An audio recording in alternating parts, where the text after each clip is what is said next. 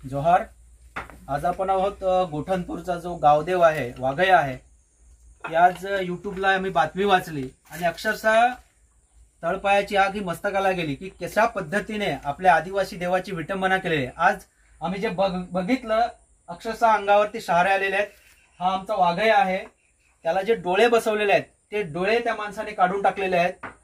त्याचबरोबर जे वर्षानुवर्ष आपण दरवर्षी त्याला सेंदूर लावतो, तो सेंदुराचा लेप तो काढून टाकलाय, त्याच्यावरती पारायने हे केलेलं आहे, त्याचे ते पूर्ण वरचा जो दगडाचा लेर आहे तो काढून टाकलाय। बाजूच्या देवाची पण तशीच विटंबना केलेली आहे। आणि हा जो कोणी व्यक्ती आहे फारुख कलकत्तावाला, त्याने जे कृत्य केलेलं आहे त्याच्यावरती कडकची कडक कारवाई झाली पाहिजे। म्हणजे काय ती आला ह्या घटनेला आज 1 महिना झालेला आहे, परंतु पोलीस प्रशासन अज्ञात म्हणून गुन्हा दाखल करते आणि त्याचं नाव माहिती आहे। शेजारी जे एक केबिन आहे त्याच्यामध्ये लाईटची व्यवस्था आहे आणि तुम्ही खाली बघू शकता कशा पद्धतीने हे पूर्ण लादी फोडलेलं आहे। हे साध्या हाताचं काम नाही, तर हे मशीनचा वापर केलेला आहे आणि हे मशीन हे स्टूल वापरण्यासाठी पूर्णतः जो कलकत्तेवाला कोण व्यक्ती आहे त्याच्यातून वापरलं गेलेलं आहे। आणि म्हणून साधी सुधी नाही, तर एक समाजाचा ह्याच्यावरती रोष आहे की त्याच्यावरती अॅट्रॉसिटी अंतर्गत गुन्हा दाखल झालाच पाहिजे की आदिवासींच्या देवासोबत जे तुम्ही खिलवाड केलेला आहे अतिशय निंदनीय आहे आणि ज्या शब्दामध्ये त्याचा निषेध करावा तेवढा कमी आहे। भलेही का असू दे, आम्ही आदिवासी समाजाची लोक आहोत, आमची जी स्थापना आहे, आमची जी भावना आहे, आमची जी आस्था आहे ती ह्या झाडामध्ये आहे, ह्या देवामध्ये आहे।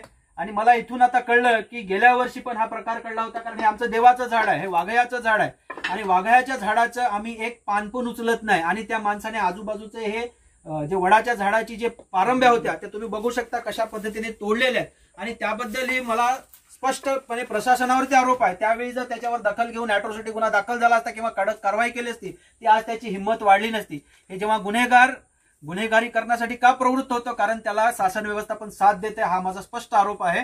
आणि आता जे काही घडलेलं आहे अतिशय निंदनीय आहे आणि त्याच्याबद्दल आपण इथले पोलीस यंत्रणा आहेत, इथले डीवायएसपी एसपी साहेबांना निश्चितच जाब विचारणार आहोत की त्या व्यक्तीसोबत जर तुम्ही काही प्रकारची जर कारवाई केली नाही तर आदिवासी एकता परिषद आणि आदिवासी समाज ह्याच्यामध्ये निश्चितच उतरणार आणि हा जो काय आमच्यावर अन्याय झालेला आहे त्याच्यावरती आम्ही न्यायासाठी जनआंदोलन करावं लागलं तर करणार आहोत। की पोलीस प्रशासन आहे ते कशा पद्धतीने काही गोष्टी चाल ढकल करते, मला कोणाच्या धर्माबद्दल बोलायचं नाही, परंतु एखाद्या धर्माची जर हिची आस्था असती त्याच्याबद्दल नुसती एक वीट जरी हल्ली असती तरी आज आगडोम पेटला असता अशा पद्धतीची। परंतु हा आदिवासी समाज आहे आणि हे आपल्याला हलक्यामध्ये घेतात की हे काही चालतं आणि आज हा माणूस तो मुंबईला असो का दिल्लीला का अमेरिकेला असो पण त्याने गुन्हा केलेला आहे। आम्ही त्याच्या विरुद्ध तक्रार करतोय, त्या माणसाला अटक करून इथे हजर केलंच पाहिजे ही आमची स्पष्ट मागणी आहे। आणि जर तसं प्रशासन करत नसेल तर निश्चितच आदिवासी एकता परिषद आणि हा समाज रस्त्यावर उतरून ह्या झालेल्या अन्यायाबद्दल वाचा फोडणार आहे।